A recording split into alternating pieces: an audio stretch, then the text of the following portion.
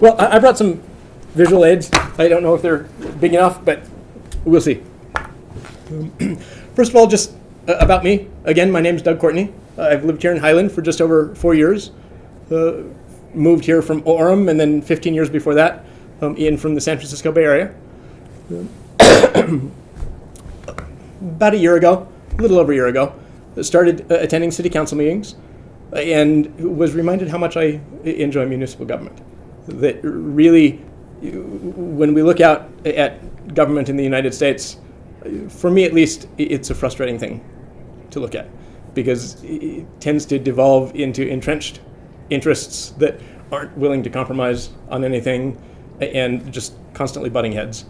And municipal government, unless you get into really large municipalities, tends to be much more constructive and really acting to solve problems for people. So, aside from being involved, attending city council meetings, got a little more involved. I'm on the library board, work with the beautification committee, and have served on the Highland Fling parade for the last couple of years. So I have really enjoyed that. About the issues that I think are really facing us. The first, the biggest issue to me in this campaign is financial stability. And let me give you an example. Imagine that your family, you're making $100,000 a year. And you look forward and kind of project out for the next several years how you think things are going to go, income and costs. And I've left out merit increases, I've left out inflation, just to keep it a little simple. But you take a look and conclude that, okay, over the next several years, we've got some expenses coming up, we're likely to be spending $105,000 a year. Well, right now you've got a 25% savings. You've got $25,000 in the bank. So you can absorb that for several years. When you look at that chart, you have a couple of options. You can go out, get a second job, get more income that way. You can cut expenses, or you can sit back and hope that your estimates are wrong and everything turns out just fine. I'm guessing that all of you would come to the same conclusion I did, or I would, which is that just sitting back and hoping that my assessment was wrong and that everything turns out right isn't going to be the good answer for us. This is the chart the city came up with when it did that same assessment for our city finances. We're not out 5 or 6 years. We're out 3 years. Right now, we have a 25% reserve. We basically got 3 months of money in the bank. The projection is that by the end of fiscal year 2022, which is just 3 years out, that we will be at negative 7%. And the year after that, it drops down to negative 22%. Nobody has a magic ball. Numbers could be off. The time frame could be off. But when you look at that trend line, we've got to be wildly wrong not to have a problem. When this study came out, that really concerned me. Because when you're talking about that big of a change, that's the kind of thing that can really just tear a city apart. That everybody can get entrenched into their, we can't touch what I want, and I'm not paying any more, and before you know it, we're not a city, we're just a big battlefield. I think perhaps the most important thing coming up in the next couple of years is going out, talking to the residents, being really transparent about what we're spending money on, what we're proposing, getting ideas, and figuring out what we're going to do with the budget. My guess is that we're going to end up cutting spending on things that we don't want to cut spending on. We're going to end up postponing some things that probably cost us more money in the long term, and that we're probably going to increase fees. So what do you propose? The one thing that I think I didn't list in there is going out and really reaching out to the community, coming up with creative ways to use the volunteer spirit that really exists in Highland. Let me give you an example. When the resident survey came out this last year, I was sitting out here in the council chambers when Aaron Wells said that we'd really like to have the results to everybody, but it's going to be pushed off probably a month because city staff is just buried right now and we just don't have time to get to it. Since I was sitting there in the council chambers, I could catch her afterward and say, it's just data entry. Can I come in and do the data entry for you? Spent a couple of afternoons and did about half the data entry for the survey. I think there are lots of opportunities to use volunteers. Did they allow you to do that? They did. Did you do that? Yep. I think there are some things that we can't have non-staff doing, but there are a lot of things that we can. And we can't expect everybody to be sitting in the city council chambers when a problem is mentioned. We have to find those ways to use volunteers and reach out and make it easy for people to find out about that and to volunteer and come and help. That's not going to solve this gap, but it's going to help. So Doug, based on the last elections, 70% don't care based on how many vote. So they only care when all of a sudden their bill goes up or they call 911 and it takes 5 minutes to get a fire engine. So it's tough to push that ball uphill when such a large percentage don't really seem to care. How do you propose to get around that? Well, right now, there are 6 of us who are out knocking on doors regularly. In the ordinary course of events, that stops on November 6th. I think it can't stop. Because we can have as many meetings to talk about the budget as we want. And when you look at how many people are here tonight, how many meetings are we going to have, even if it is a totally disjoint set of people every time, before we get even a meaningful percentage of folks in Highland? But that's why we have to actively go out and reach out to people. And that probably means going around and knocking on doors. And I think that it isn't that people don't care.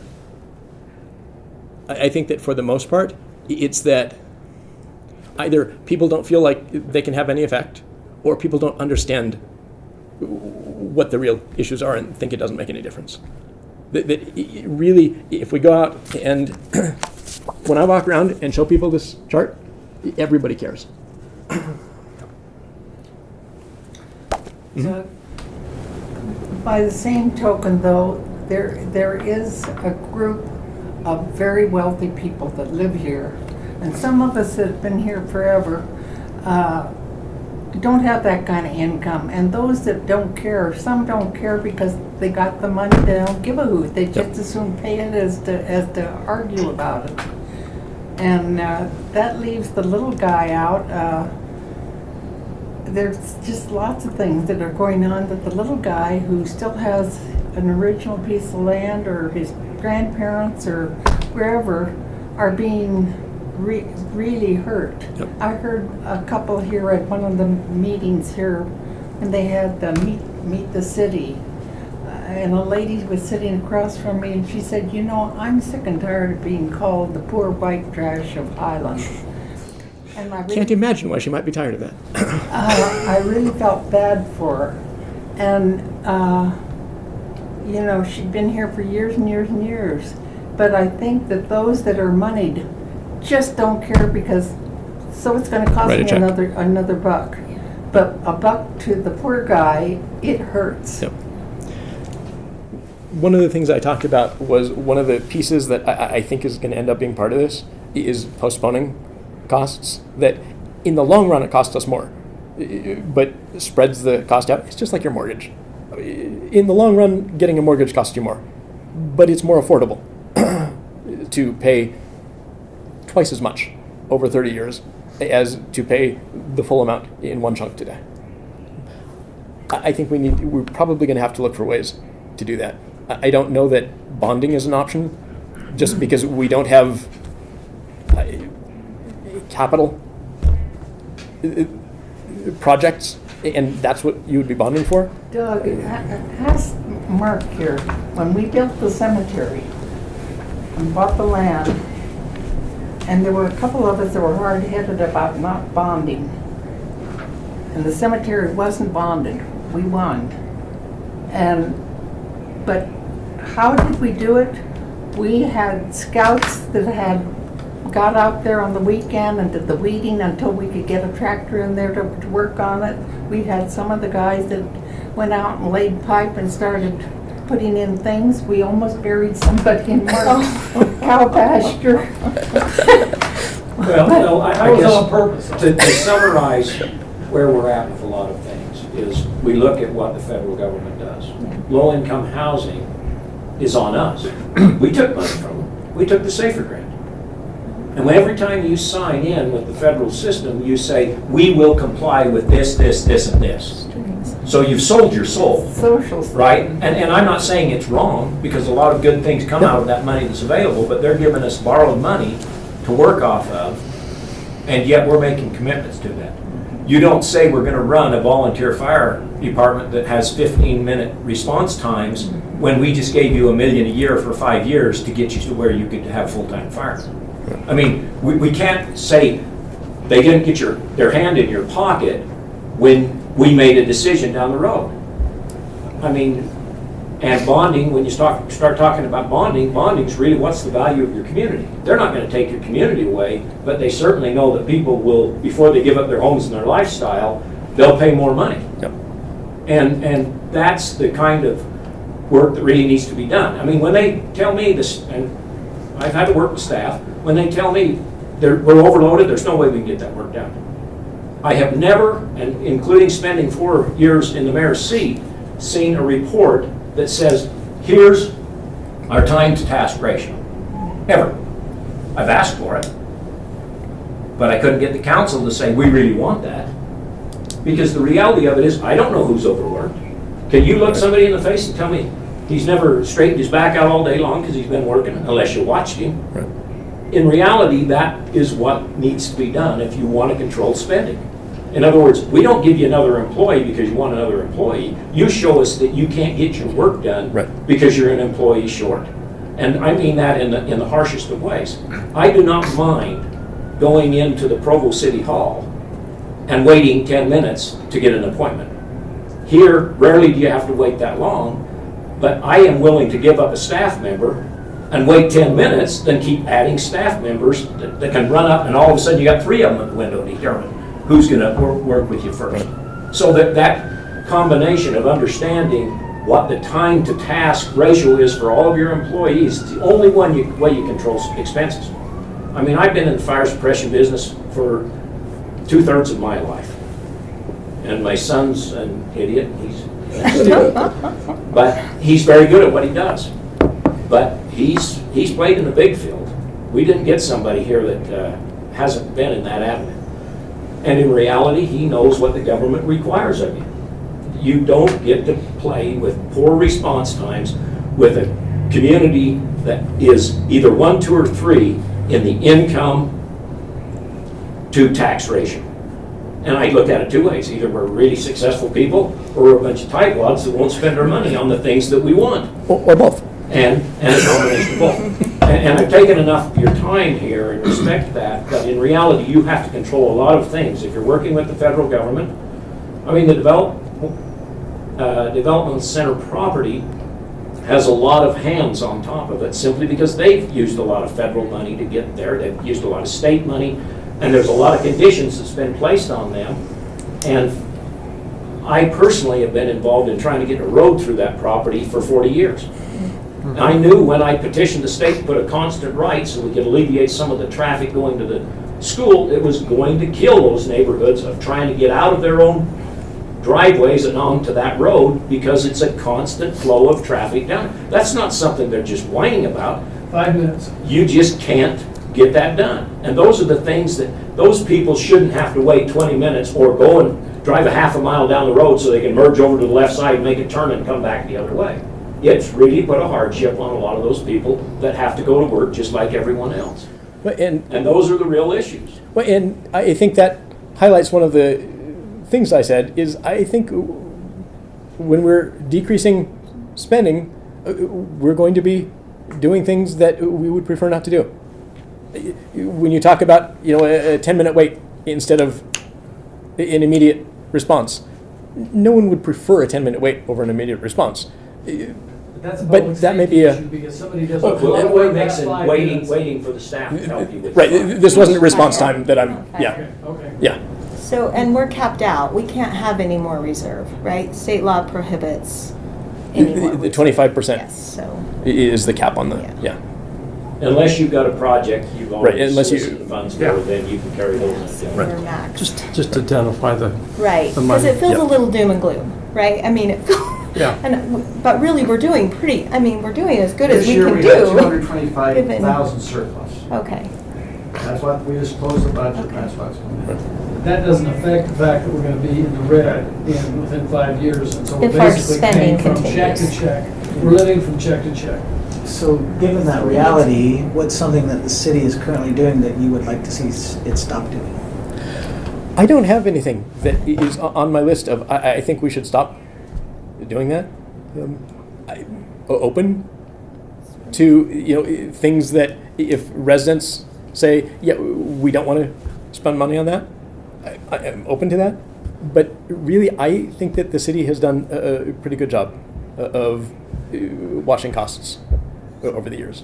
Why have our expenses increased so substantially? It's really mostly that our buildings, our infrastructure is getting older.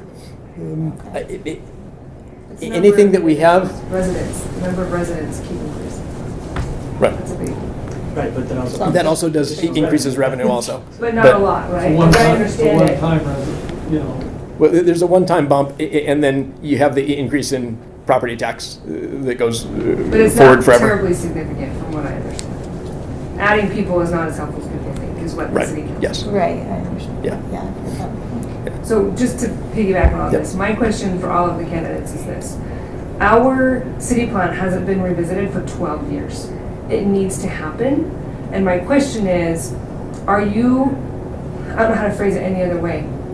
Do you want a little Lehigh or do you want a Highland? When this goes, because it needs to be revisited. Yep. There's a builder right now who wants to add 15 feet, another story, taller Right. than any other building, and they say it will increase revenue because they'll bring little stores to it. They want to double the capacity on the books.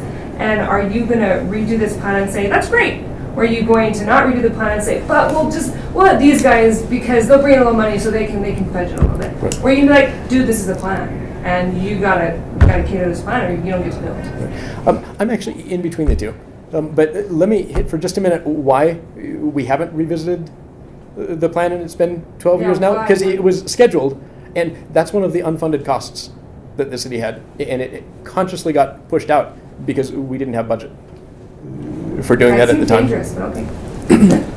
Yeah, so convenient, right? If you push those things off, then when you really need it, it's easier to get the money, right? Yes. And No, sometimes they do. Yep.